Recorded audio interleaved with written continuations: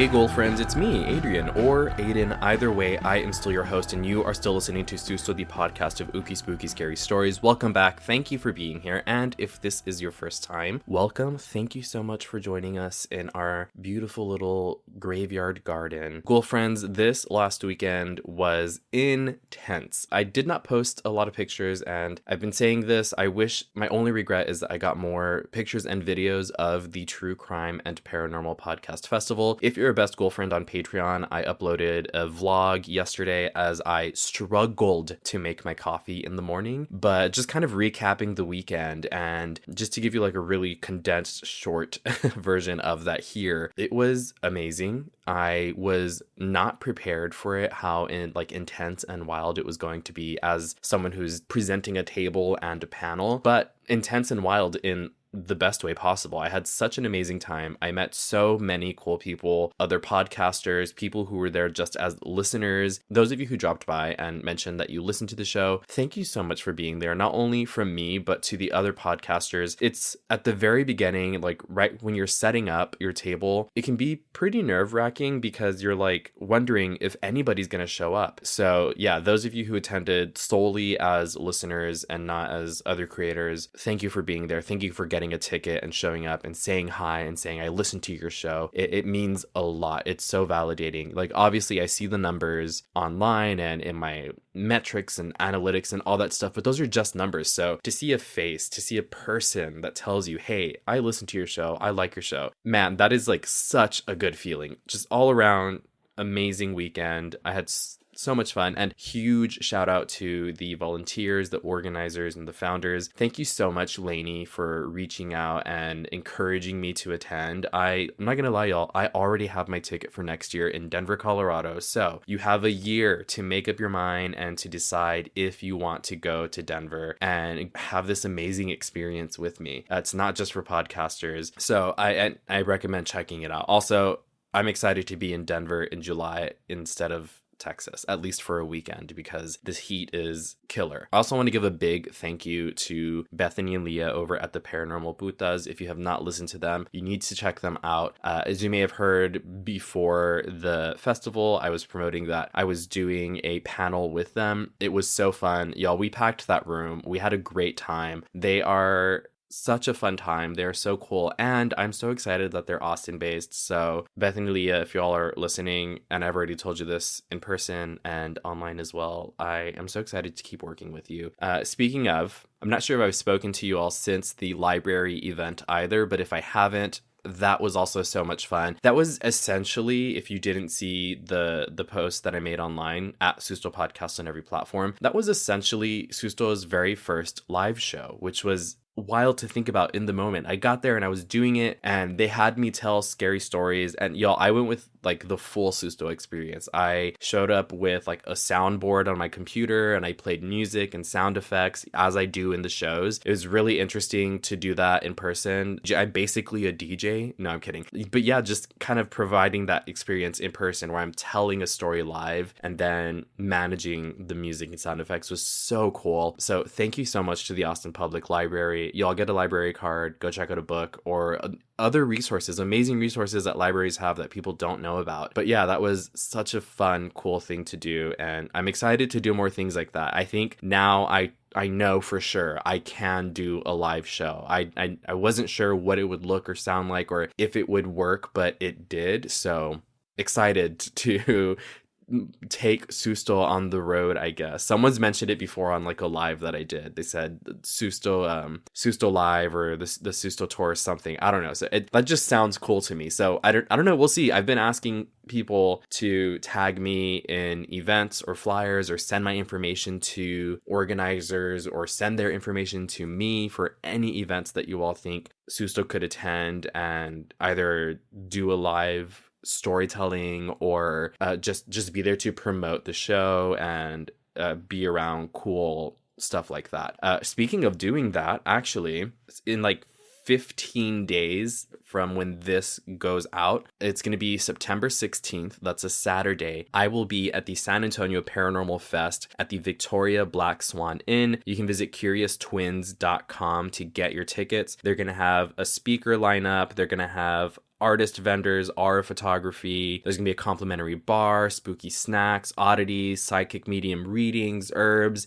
vendors, tabling, so much cool live music, food. Y'all have to go check this out. You can get your tickets for $40 again on CuriousTwins.com. I'm going to be posting and linking stuff. And one more time, that is for September 16th. That's a Saturday at 4 p.m. at Victoria's Black Swan Inn in San Antonio, Texas. So San Antonio, I'm coming to you. If you all have the chance, please go by. Please say hi to me. I'm going to be there tabling, promoting Susto, and selling some like cute spooky kind of merch. Yeah, I would love to meet you all there and have just like a good old spooky time. So very excited for that. Okay, I think this is the longest I've gone in an intro. Also, I don't know if you can hear it in my voice, but part of the weekend being so intense at the festival was that I was talking non-stop, which I know, wild to think that talking nonstop would tire me out. But Saturday was it was a stacked day. I was there from morning to night. It was like a 12-hour day, and I spent just hours of that back to back telling people what Susto is. You know, aside from meeting people who said they do listen to the show, it was also, on the other side of that, really fucking cool to meet people who had never heard of the show and who had never even heard of the word Susto. And so to explain what that is and to explain what the show is and does, and to see this, like, I don't know how to explain it, y'all, just to see this kind of glimmer of intrigue and fascination go across people's faces when they heard what Susto is and what the show is. I don't know. I am on cloud 9 right now. I am on top of the world. I feel so like re-energized, rejuvenated, reinvigorated, all the stuff. Rihanna. No, I just feel really, really good. So I'm gonna stop it there. We'll get into today's story. Before that, as always, please follow online Susto Podcast on every social platform for any and all updates on the show. Send your stories in so I can do another Letters from the Beyond episode. It doesn't have to be just written stories. You can send a video, voice, audio, a picture, recording, anything. Send it in. You already know how to do that. sustopodcast@gmail.com. You can also send it in a DM on the socials, or you can leave it in a 5-star review wherever you are listening if you're able to do so. Either way, go ahead and tap the buttons on those podcast platforms. That is the easiest way to help Susto. And let's go ahead and jump into today's story, which is the story of La Tunda.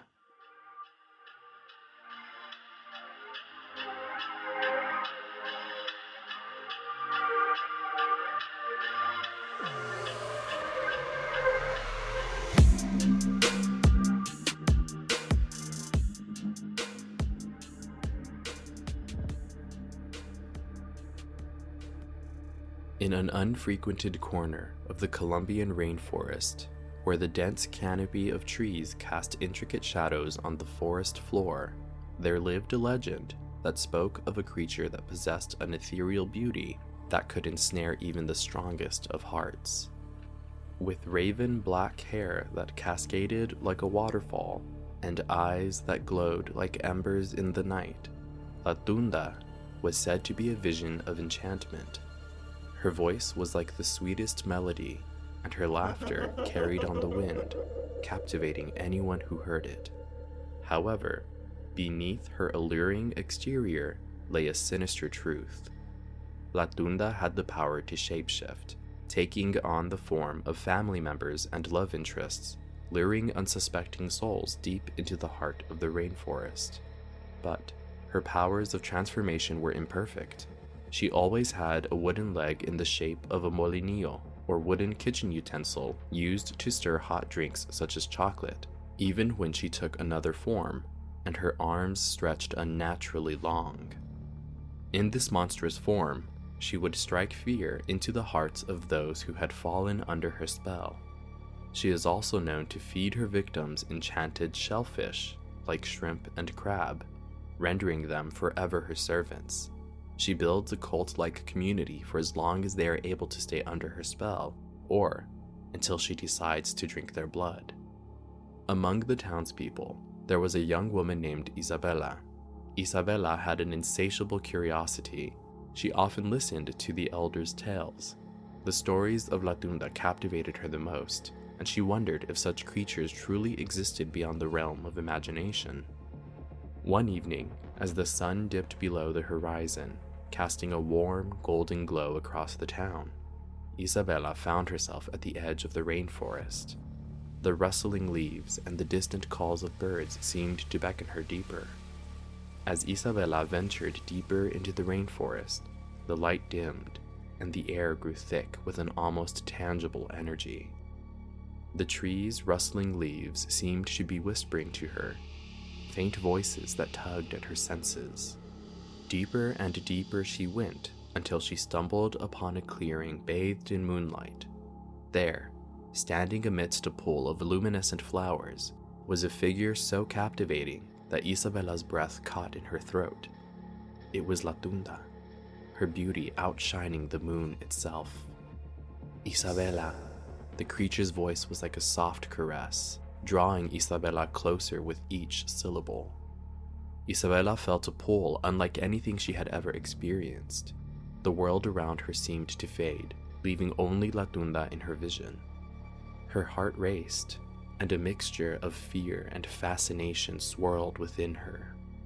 "Come, Isabella," Tunda whispered, her eyes suddenly looking familiar. Isabella couldn't remember when she arrived, but her mother was now standing where Tunda did. Isabella's steps were involuntary, as if some unseen force was pulling her in. Her mind was clouded, her senses overwhelmed by the presence of her mother. As she drew nearer, a flicker of movement caught her eye, and she glanced down. And there, in that moment, she saw it. The rotten wooden leg that shattered the illusion. Reality crashed over Isabella like a wave, dispelling the enchantment that held her spellbound, and she finally remembered. Her mother passed away last year. With a gasp, Isabella stumbled back, her heart racing as she realized the danger she was in. Tears welled in her eyes as the figure of her mother twisted and contorted into something. She could feel the forest itself come alive around her, the ancient trees whispering warnings in the wind. She turned and ran, branches and leaves snapping beneath her frantic footsteps. As she burst through the tree line and back into the safety of the town, she let out a sob and looked back, half expecting to see the monstrous form of Tunda giving chase. But the rainforest remained still and quiet. Isabella's tale of her encounter with Tunda spread through the town like wildfire. Her neighbors gathered around her, wide-eyed and trembling, as she recounted the allure and terror of that moonlit encounter. The elders nodded knowingly, for they had heard similar stories from generations past. "The rainforest is a realm of wonder and danger," an elder murmured. His eyes filled with a mixture of reverence and caution. "Its beauty can bewitch even the strongest of hearts, but it is wise to heed the whispers of the wind." And so, the legend of Tunda lives on, a cautionary tale passed down through the generations. The villagers learned to navigate the rainforest with a mixture of respect and wariness, understanding that the beauty they admired also held a hidden darkness. As for Isabella, she often found herself gazing into the depths of the rainforest, remembering the allure of Tunda, thinking of her mother, and the danger that nearly claimed her life.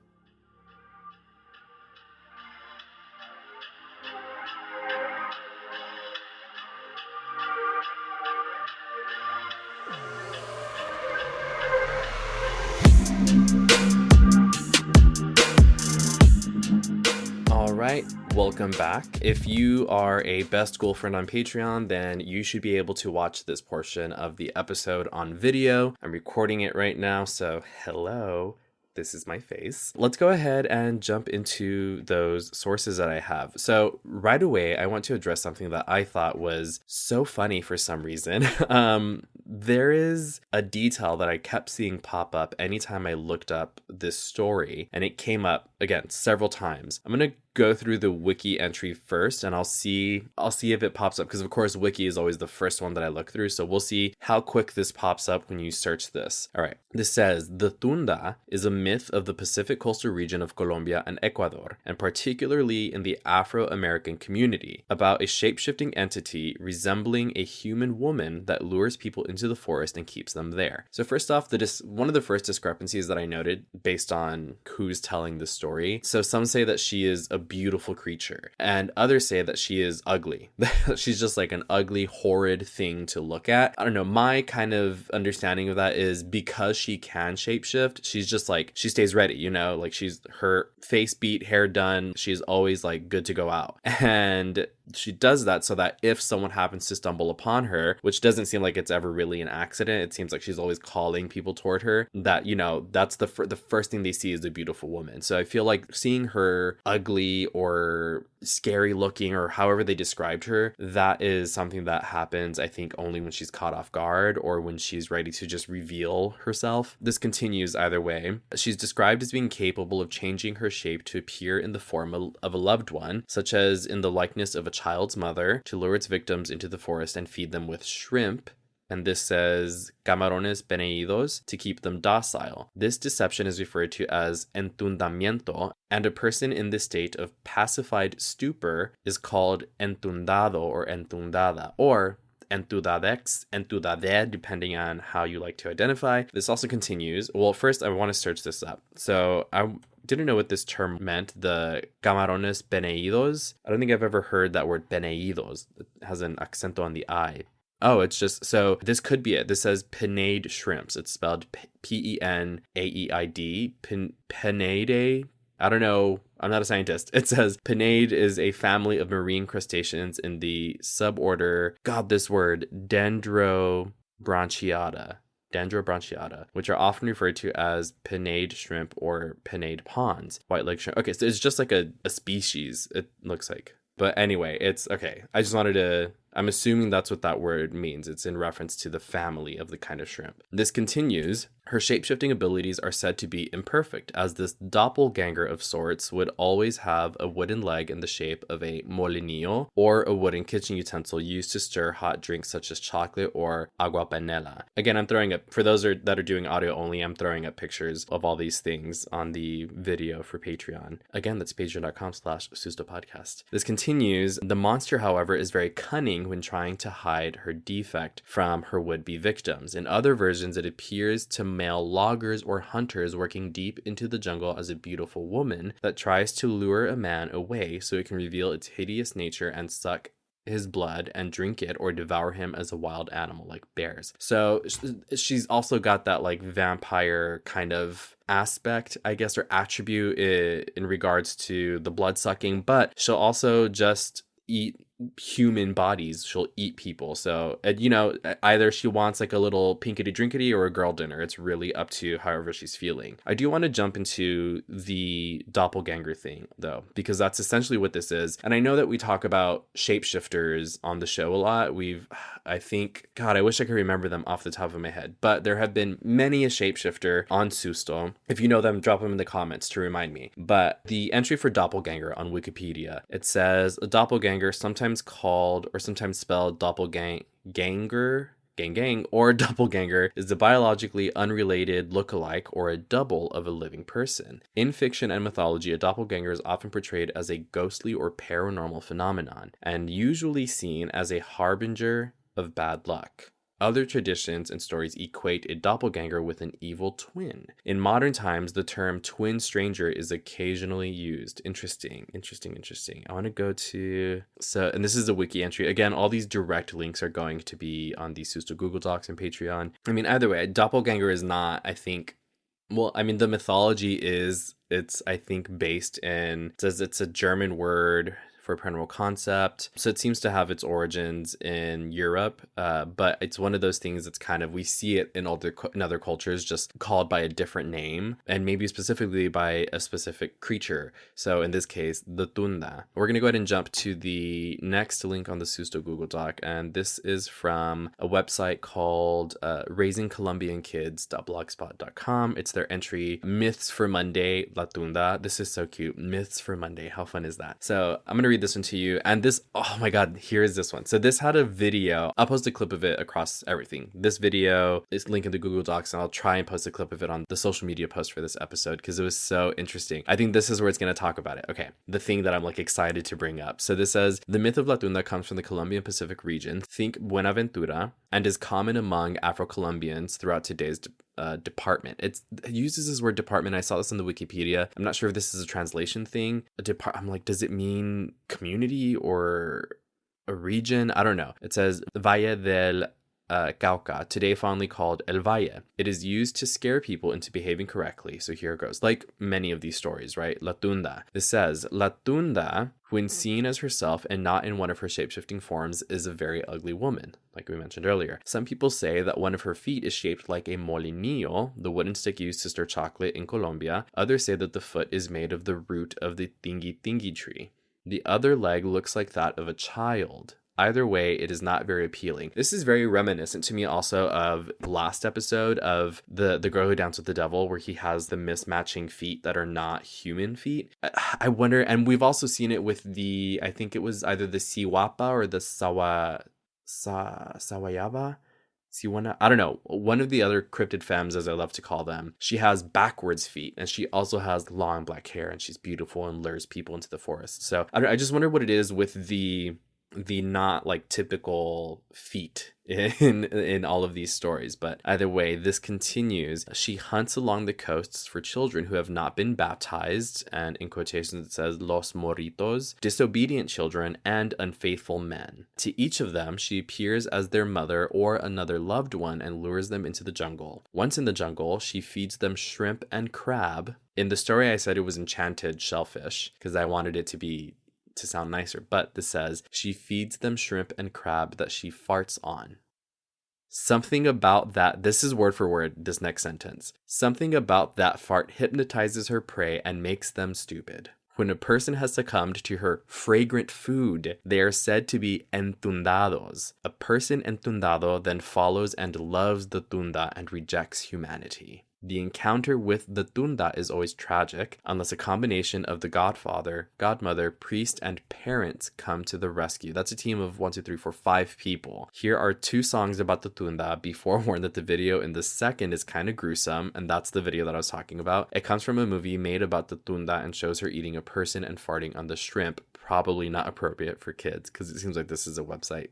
Or this entry is for kids. But I don't know what the farts have to do with this. If I could show you my Google searches, I mean, I could, but you can imagine what my Google searches look like, where it's like Colombian farts. What do farts mean? Farting superstition. Do people fart on shrimp? I don't know what it is. And I hate this that I'm about to say this because I love it. I love ceviche. I'm wondering if the fart has the same effect on the shellfish as it would on, like the lime in ceviche. The acidity cooks the fish enough and it's good. I'm like, are her farts acidic and they cook the shrimp and then they hypnotize? Oh my God. That detail threw me completely for a loop when I kept seeing this. Also, I want to say somebody brought up La Tunda to me at the True Crime Paranormal Podcast Festival. So if you're listening to this and this was you that brought this up to me, first of all, how dare you tell me about this and not tell me about the farting on the shrimp? And number 2, please reach out to me and let me know that it was you that told me about this so I can properly thank you for introducing me to this and give you credit for this. But okay, so that's one entry. Again, this has the video and I watched through it and it is honestly, I love it. It is a true exploration and showcasing, I guess, of DIY film. And it looks like this video, because they show pictures at the end of everybody together, it looks like a community came together to make this video. So it's a little silly, because they actually show a woman putting her hands down her pants and then giving shrimp to people. But it's also really cool because it shows her transforming from person to person. I thought it was really cool. So if y'all want to look it up, it's La Tunda Canción y la Película. But I also have it linked in the Susto Google Docs if you are a patron. Okay, so there's that entry, and that one brought up the fart. Okay, the next one is from a website, or it's a blog spot. It's trinitinito.blogspot.com. It's just called The Legend of the Tunda. This is translated from English to Spanish, so hopefully the translation isn't super rough, but this says, here there are many myths and legends, and they say that these are based on real events, from people who have seen them, lived, etc. The Tunda was a woman called Juana, and her husband, trigger warning, this talks about domestic abuse. It says, the Tunda was a woman called Juana, and her husband beat her and mistreated her. Essentially, this paragraph right here, it's saying how basically he was demanding and abusive, and he was expecting, I guess, all these extravagant meals, or specific meals. It says, the day her husband arrived and she hadn't done what she was supposed to, he hit her hard. This says he threw her under the roof. This might be that he threw her off of the roof. Okay, I read through this one earlier. I remember it now. So essentially it's saying that the Tunda's origin is that she was an abused woman and she decided to leave and to flee to the mountains, and that her friends and family were like, what are you doing? Like, you can't just go live in the mountains. And I'm sure this translation is off, but in English it says, my dark mountain is better than a kick in the ass. So she decided just to kind of, I guess, become a hermit, or just to go off the grid because it was better than being with her abuser. And so eventually then this says that she broke her foot when she was escaping, and that the foot healed, quote, wrong, and so that's why she has a twisted foot, because there were versions of this that said that she had backwards facing feet, again, like this.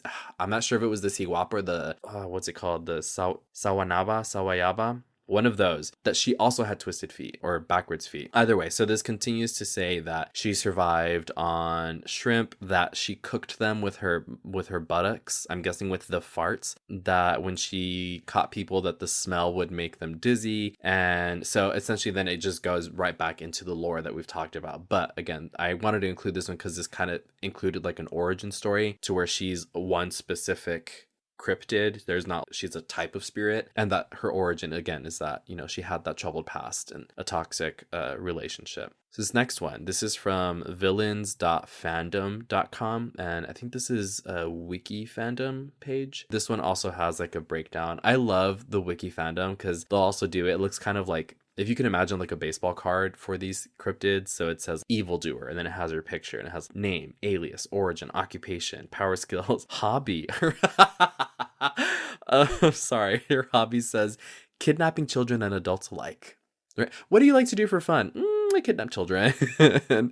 Interesting. Okay, so this again, it's essentially the same thing, but I wanted to bring it up because, again, different from the story that I told, La Tunda, also known as just Tunda, you know, like Madonna or Cher, it's Tunda, is an ugly woman in South American folklore who has a pinwheel or root of a tree for one leg, and the other is the leg of a baby. Again, says that she kidnaps unbaptized babies or disobedient children. This also, again, we know that a lot of these stories are used as, tools to teach obedience or something. You say these stories to scare kids into behaving, or this thing about the unbaptized babies, this could be just religious propaganda where it's like, if you don't baptize your baby and bring them to church and come to church, La Tunda's gonna steal your baby, so see you next Sunday or whatever. This continues. This is a myth. Again, it says the word department. This is a myth of the departments that we have in the coast in the Pacific Ocean. Those who know, this mythical creature is an ugly woman. She has, again, this also says one grinder foot and one thingy foot. It's the root of a tree again. This continues. La Tunda deceives her victims by taking the appearance of their mother or loved one to follow her to the mountain. Already in their domain, or in her domain, she feeds them shrimp and crabs. She smells bad and she draws their blood. Again, just reiterating all these things. This one, again, it reiterates that point that it calls them squatters, but they're under her spell. They're being forced to stay there, but they basically develop Stockholm syndrome and they learn to love her and they reject humans and humanity. There's that origin story where she fled to the mountains and she rejected humanity and was like, I'm going off the grid. And so now these people are off the grid with her. Again, this says it's necessary to form a commission with the godfather, godmother of the entundado, a priest, friends, and other relatives. So basically to have an intervention with this person that's entundado and tell them, hey, we got to get you out of here. They'll go into the bush playing drums, burning gunpowder, firing shotguns, saying prayers, and,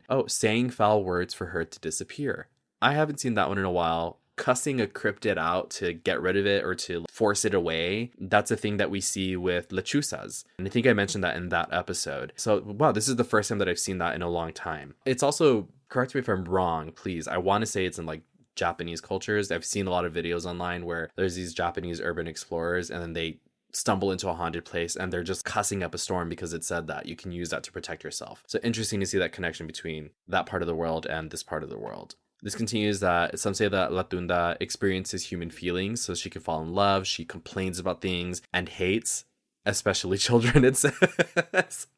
Literally, it says, it is a being that experiences human feelings, falls in love, complains, and hates, especially children.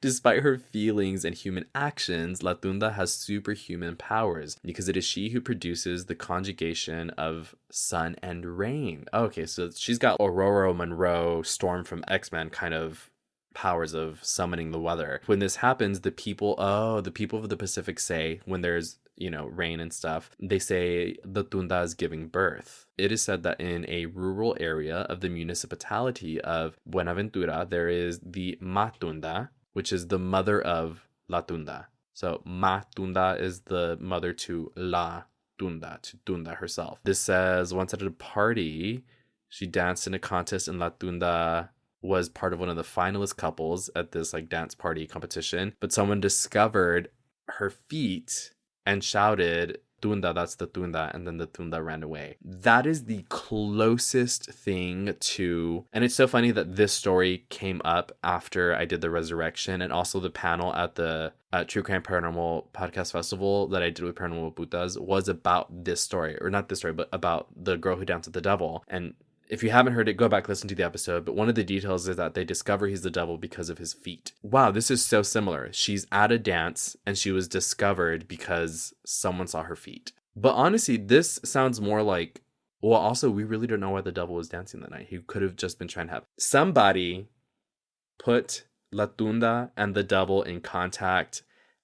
Apparently, they both love to dance. They've got a lot in common. I feel like they would hit it off. And they could just dance the night away with their weird feet together. That is so interesting, that detail, that this specific, I want to know more about, I didn't find anything else, but I want to know more about this specific story of the night the Tunda danced or whatever. Okay, I'm going to go into the next one. This is from ccolombia.travel.blog. This is top 5 spooky Colombian myths and legends. And there's some on here that I've done before, of course, like El Silbón is number 1. Great story. But let's go down to, and there's a Llorona story from Colombia. Interesting. I'm going to have to do that on something else. Maybe as like a bonus video for Patreon. Okay, La Tunda. And this is a short entry for all of these. So this one says, visiting the Colombian Pacific? Keep your wits about you. From the Afro-Colombian culture comes the legend of La Tunda. In the jungle lives this wretched and ugly woman said to be recognized by one wooden leg, or a molinillo, a common utensil in Colombia. Her danger lies in her ability to shapeshift and appear as someone you know, often your mother or a loved one,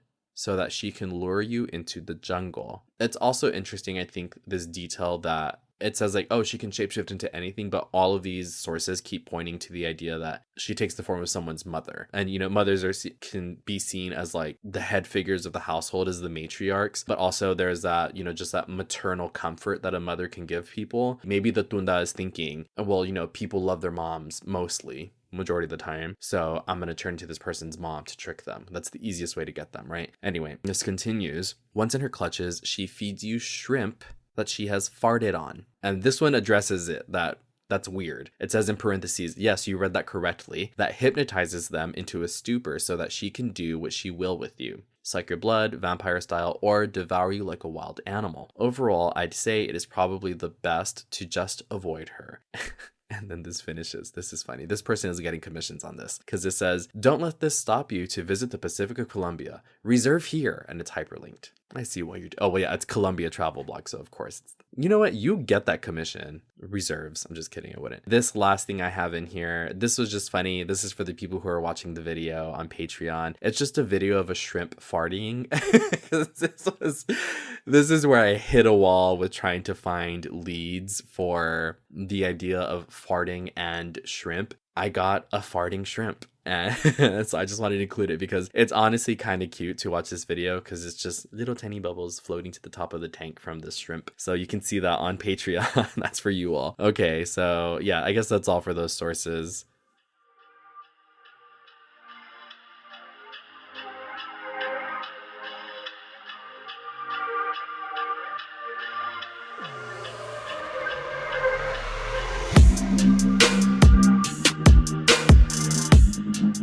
Welcome back. Thank you so much for listening again today. And I'm just going to throw this final part of the episode into the video portion so that I can say goodbye to your faces. But final reminders, I will be in San Antonio on September 16th at 4 p.m. at the Victoria's Black Swan Inn for the San Antonio Paranormal Fest. Y'all make sure to go out. It's $40 for tickets and it's $10 for kids tickets. So you can go to CuriousTwins.com to get your tickets and I will see you there. It's going to be so much fun. I'm just going to be tabling. So if you want to go by and like say hi and share a story with me or just kind of shop my little merch that I have there. I posted pictures and videos of my table from the True Crime Paranormal Podcast Festival. It's going to be the same setup basically at the San Antonio Paranormal Fest. So you can check out kind of what you're in for my table. And not only me, there's going to be tons of amazing things there. There's going to be live music, food, drinks, other amazing vendors and artists, and an amazing lineup of speakers, including my ghoul friends, Paranormal Putas. So I will see you all there. Keep an eye out on social media. That's at Susto Podcast on every platform. Send your stories in for me to read on the next Letters from the Beyond. You already know how to do that. You can send me a DM on social medias at Susto Podcast on every platform. You can email it to sustopodcast@gmail.com, or you can leave it in a 5-star review wherever you're listening, if you're able to do that where you're listening. If not, just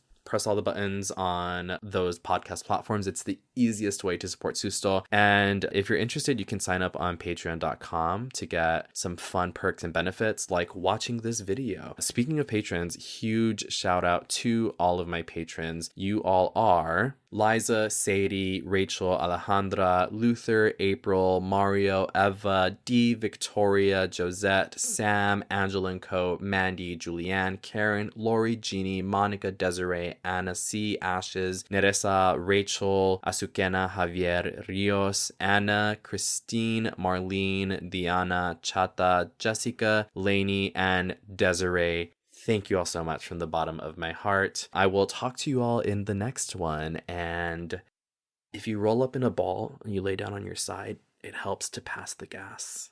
Bye.